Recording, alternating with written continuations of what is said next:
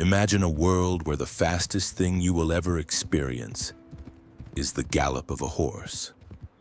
For 10,000 years, humanity lived in an organic energy trap. Our survival was tethered to the surface of the earth, to the wind, the rain, and the muscle of beasts. Then, in the mid-18th century, we broke the seal on a subterranean sun. This is the story of how we traded the rhythm of nature for the pulse of the machine. Why did this happen in Britain? It wasn't just the coal, it was the proximity. In China, the vast coal deposits of the north were thousands of miles from the manufacturing hubs of the south. In Britain, the coal sat directly beneath the feet of the artisans. But there was a problem. The deeper you dug, the more the mines flooded. The first hero of our story isn't a scientist, but a hardware salesman named Thomas Newcomen. In 1712, he installed a machine that used a vacuum to suck water from the earth. It was massive, inefficient, and consumed a mountain of coal, but it proved one thing: heat could be converted into motion. In 1765, a Scottish instrument maker named James Watt was tasked with repairing a Newcomen model. He realized the engine was wasting nearly 75% of its energy by cooling the cylinder every single stroke. His solution? The separate condenser. By keeping the main cylinder hot, Watt tripled the engine's efficiency. Watt's partnership with the financier Matthew Boulton changed history. Boulton didn't just want to pump mines, he wanted to power the world.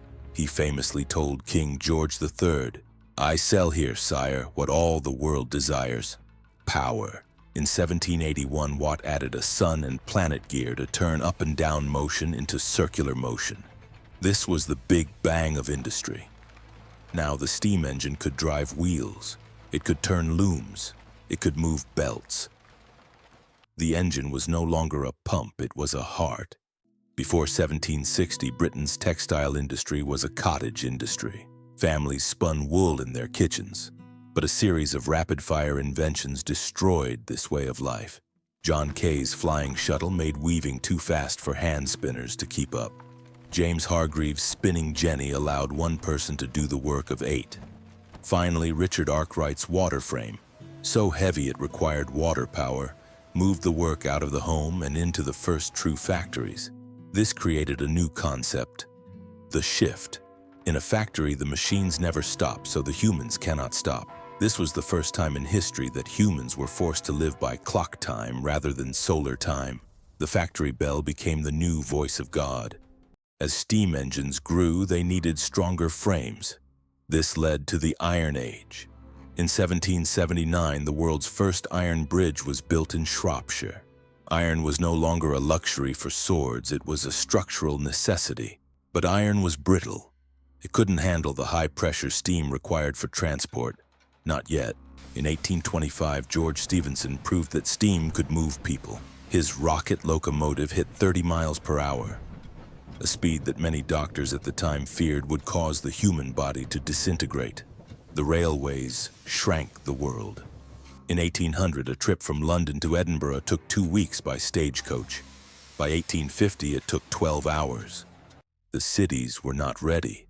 Manchester's population grew by 45% in a single decade. Without sewers, the great stink of the Victorian era led to massive cholera outbreaks. The life expectancy for a laborer in Liverpool dropped to just 15 years. This wasn't because people died of old age at 15. It was because half of all children died before their 5th birthday. The Luddites are often mocked today as being anti-technology. In reality, they were skilled artisans whose wages were being slashed by machines. They didn't hate the machine, they hated the poverty it brought them. Their rebellion was the first sign that the social contract of the world had been permanently broken. By 1856, the first revolution ended, and the second began. Henry Bessemer figured out how to blast air through molten iron to remove impurities. The result was steel. Steel allowed for the skyscraper, the suspension bridge, and the massive artillery of the world wars. Then came electricity. The world moved from the age of fire to the age of the electron. We are still living in the echoes of Richard Arkwright's mills. Our modern digital economy is simply a faster, cleaner version of the factory system. But the coal that powered the first engines also began a slow, invisible change in our atmosphere. As we look at the AI revolution of 2026, we are facing the same question the weavers faced in 1780. Will the machine serve us, or will we serve the machine?